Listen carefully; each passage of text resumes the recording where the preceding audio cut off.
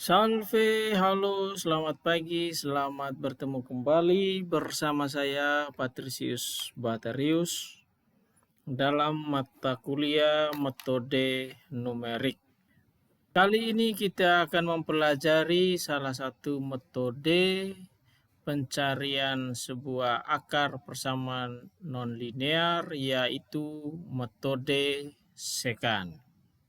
Metode sekant itu berangkat dari pengembangan metode Newton-Raphson.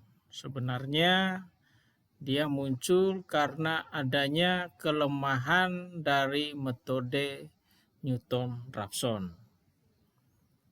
Di samping kelebihan metode Newton-Raphson yaitu cepat dalam mencapai konvergensi, namun demikian metode Newton-Raphson memiliki kelemahannya atau kekurangan. Salah satu kekurangannya adalah metode Newton-Raphson harus mencari turunan pertama dari fungsi yang akan dicari akar persamaannya. Persoalannya adalah tidak semua persamaan matematika bisa dicari dengan mudah turunan pertama fungsi tersebut. Sehingga metode sekant mengembangkan metode Newton-Raphson menjadi seperti berikut ini. Dalam ilustrasi ini, ilustrasi geometri metode Newton-Raphson, bahwa nilai dari x i plus 1 yang ini itu sama dengan xi kurang fxi bagi f aksen xi, di mana f aksen xi adalah turunan pertama dari fungsi fxi. Ini adalah persamaan metode Newton-Raphson, persamaan pertama. Perkiraan turunannya dari fungsi di atas adalah f aksen xi sama dengan fxi kurang fxi min 1 bagi xi kurang xi min 1. Itu berangkat dari ilustrasi ini, di mana sudah dijelaskan pada metode Newton-Raphson sebelumnya.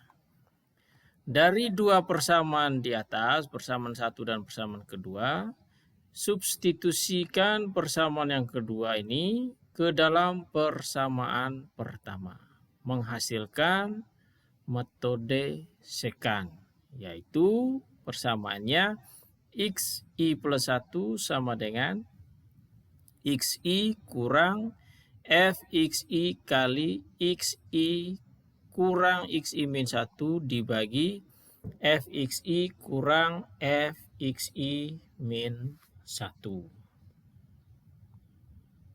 Xi plus 1 itu adalah akar yang akan kita cari, xi-nya akar yang sekarang, xi min 1 akar sebelumnya.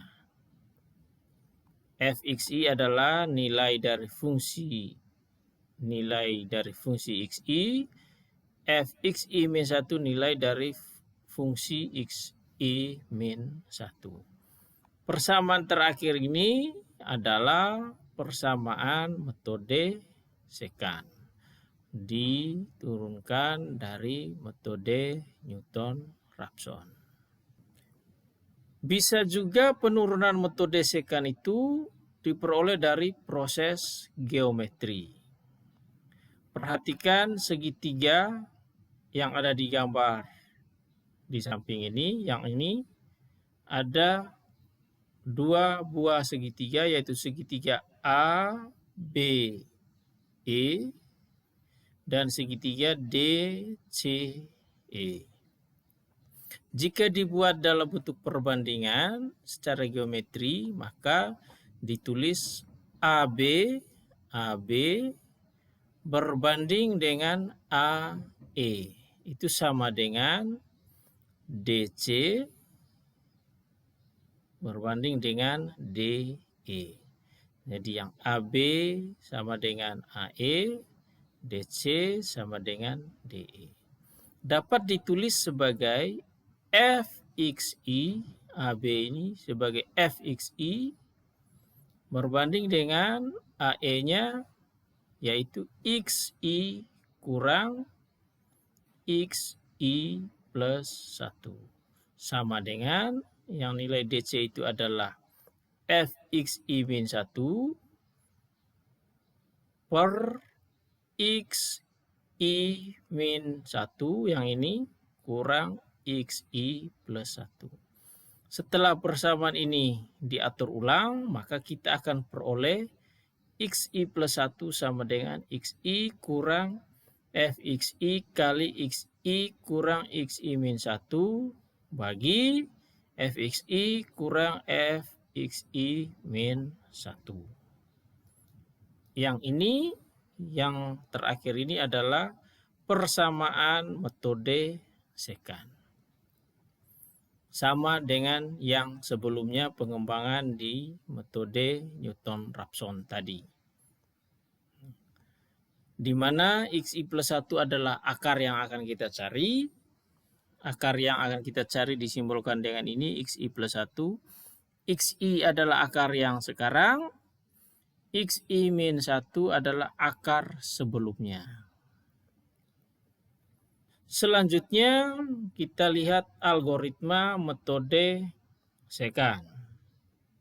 Sama seperti metode sebelumnya, metode secant juga mempunyai algoritma di mana langkah pertama adalah tentukan dua akar sebagai inisial awal dan hitung dengan metode secant, yaitu XI plus 1 sama dengan XI kurang FXI kali XI kurang XI min 1 kurang dibagi FXI kurang FXI min 1. Jadi akar awal inisial awalnya adalah XI dan XI min 1. Kemudian kita mencari nilai FXI-nya dan FXI min 1.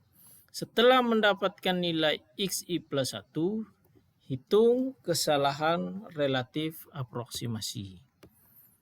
Sama seperti rumus sebelumnya, di mana nilai EA, harga mutlak EA atau error aproksimasi, sama dengan harga mutlak dari nilai sekarang, aproksimasi sekarang, kurang aproksimasi sebelumnya, dibagi dengan aproksimasi sekarang kali 100.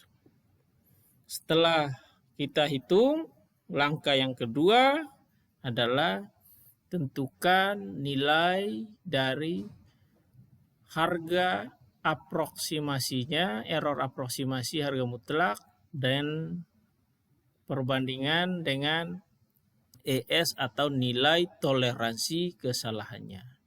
Apakah kesalahan perkiraan relatif absolut lebih besar daripada toleransi kesalahan relatif yang telah ditentukan sebelumnya? Jika ya, ulangi langkah 1.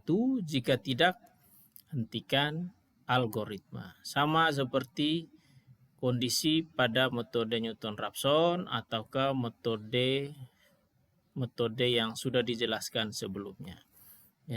Jadi nilai toleransi ditentukan sebelumnya, kemudian akan dibandingkan dengan kesalahan relatifnya.